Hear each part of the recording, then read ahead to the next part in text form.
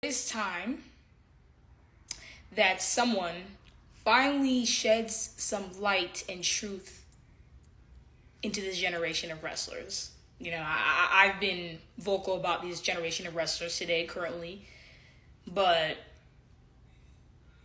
let's talk about this. Because I get how everybody loves to just say, they love to just scream and shout about, these wrestlers are so over. They're so over. So that just makes them great. That's how people think, by the way.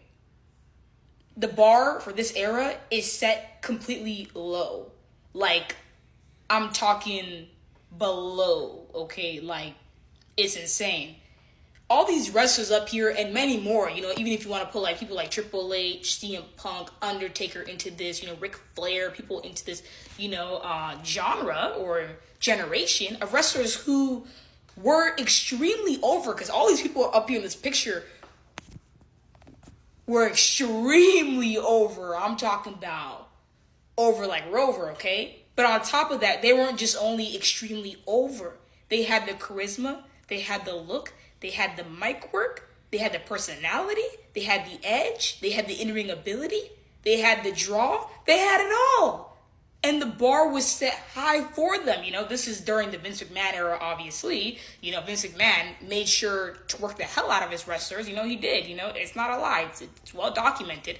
And that's why these wrestlers were, turned into stars, because Vince McMahon made sure, y'all are going to work your tails off to get in the main event scene. Just because Cena was Super Cena, John Cena wasn't Super Cena because he's so over. No, John Cena is possibly the greatest in-ring, not in-ring, but the greatest mic worker of all time. He literally is.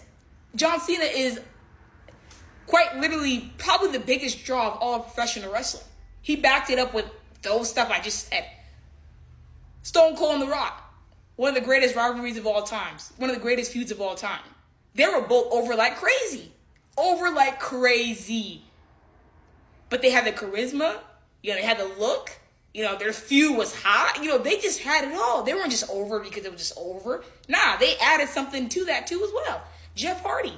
He wasn't over because he just does his dance and all that and his theme music and Need I remind you, Jeff Hardy wasn't just over because, Jeff Hardy became even more over because of his in-ring abilities, high-flying stuff he would do. He was charismatic. He carried a package with him. It wasn't just because you were over and that was it. Nah, Shawn Michaels, you guys already know. And many of these wrestlers too, Chris Jericho also one of my favorites as well. Booker T as well. Filled with charisma. Randy Orton, 2009 Randy Orton, you want to play with that. Like that one. Brock Lesnar as well. Brock Lesnar had the look, the in-ring ability, even though Brock Lesnar's mic work, wasn't the best, but he backed it up, with his in-ring ability, even though Brock Lesnar was completely over, and still is if he comes back to WWE, I'm pretty sure. But he backed it up. Booker T, Shawn Michaels, all these wrestlers up here. But no, these wrestlers today in this era, they're just over and that's it.